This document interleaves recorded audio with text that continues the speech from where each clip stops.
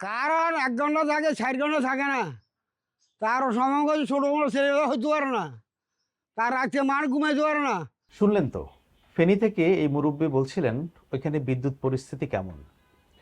অন্যদিকে গতকাল সচিবালয়ে এক সংবাদ সম্মেলনে বিদ্যুৎ প্রতিমন্ত্রী অনিন্দ্য ইসলাম অমিত বলেছেন বাংলাদেশের ইতিহাসে এখন সর্বোচ্চ জ্বালানি মজুদ আছে, এবং সেখানে দেখলাম যে তিনি বিদ্যুৎ পরিস্থিতির একটা হিসেব দিয়েছেন, এবং তার মতে তিনি সরকারের যে হিসেব দিয়েছেন সেখানে দেখা যাচ্ছে 481 মেগাওয়াট বিদ্যুতের লোডশেডিং হয়েছে গতকাল বা গত পরশু। ওই অনুষ্ঠানে আমি দেখলাম যে একজন সাংবাদিক হয়তো কিছু একটা বলার চেষ্টা করছিলেন। তিনি যুক্তি দিচ্ছিলেন যে হয়তো কোথাও কোথাও 7-8 ঘন্টা লোডশেডিং হচ্ছে, এরকম একটা বিষয় তিনি বলার চেষ্টা করছিলেন, কিন্তু তার কথাকে বিদ্যুৎ প্রতিমন্ত্রী গ্রহণই করছিলেন না। আমাদের কাছে যে তথ্য, আমি বললাম যে আমি প্রতিটি শব্দ, প্রতিটি বাক্য, প্রতিটি অঙ্ক যেটি উচ্চারণ করব তার পেছনে যুক্তি আছে, তথ্য আছে, দায়িত্বশীলতা রয়েছে। চট্টগ্রামে গতকাল মাত্র 35 মেগাওয়াট লোডশেডিং ছিল। দিট ইজ দ্য পিক আওয়ার, সবচেয়ে হ্যাঁ, রাত 9টা সবচাইতে বেশি চাহিদার সময়। প্লিজ দাদা, প্লিজ আমি আপনাকে একটু কথা বলি, আমি ওনাদেরকে প্লিজ হ্যাভ পেশেন্স। এ তো শুনলেন বিদ্যুৎ প্রতিমন্ত্রীর কথা, কিন্তু বাস্তবে পরিস্থিতি কি? শহরাঞ্চলের অনেক জায়গায় বিদ্যুৎ বিভ্রাট হতে খুব বেশি না হলেও গ্রামাঞ্চলে পরিস্থিতি কিন্তু খুব একটা ভালো না। আমরা যতটুকু খবর পাচ্ছি বিভিন্ন জায়গায় বেশ দুর্বিষহ অবস্থা যাচ্ছে কোথাও কোথাও। দিনের মধ্যে কতবার যে বিদ্যুৎ যাচ্ছে আর আসছে সেটা গুণে রাখাই কঠিন হয়ে পড়েছে।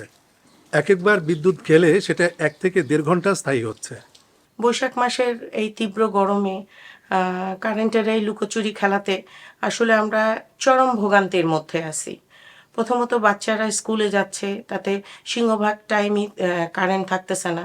বাচ্চাদের প্রচণ্ড গরমে ঠান্ডা লেগে ঠান্ডা, সর্দি, জ্বর, কাশি এগুলো তো আছেই।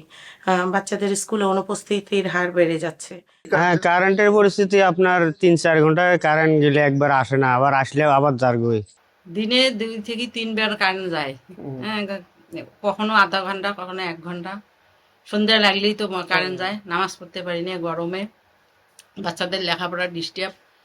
কালকে আমি সকাল 10টার সময় ধান ভাঙতে গেছি, ধান ভাঙতে যেতে কারেন্ট নাই, আবার চলে এসছি বাড়ি, আবার গেছি যেতে একবার কারেন্ট আসছে, আসার পরে গেছি, আবার গেছি যেতে আবার কারেন্ট নাই। পরে বিকেল 5টার সময় আমি ধান ভাঙে নিয়ে আসছি। ব্যবসা বাণিজ্য অবস্থা খুব খারাপ। ইরান যুদ্ধের কারণে বিশ্বজুড়ে জ্বালানির যে সংকট তৈরি হয়েছে, বাংলাদেশও এটার ব্যতিক্রম নয়। তবে প্রশ্ন যেটা উঠছে, সরকার যেসব দাবি করছেন যে জ্বালানির মজুদ আছে, কোনো অসুবিধা নেই, কিন্তু আপনি যদি তেলের পাম্পগুলোতে যান কিংবা বিদ্যুৎ পরিস্থিতির কথা চিন্তা করেন, সরকারের দাবির সঙ্গে বাস্তবতার খুব একটা মিল সাধারণ মানুষ পাচ্ছেন না। যাদের সঙ্গে কথা বলছি তারাও একই কথা বলছেন।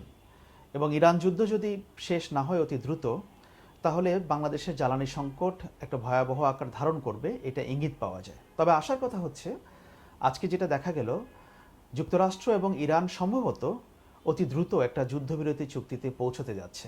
দেখা যাক কি হয়। সেটা যদি হয়ে যায় তাহলে বাংলাদেশের জন্য বা পৃথিবীর জন্য একটা অত্যন্ত স্বস্তিদায়ক বিষয় হবে।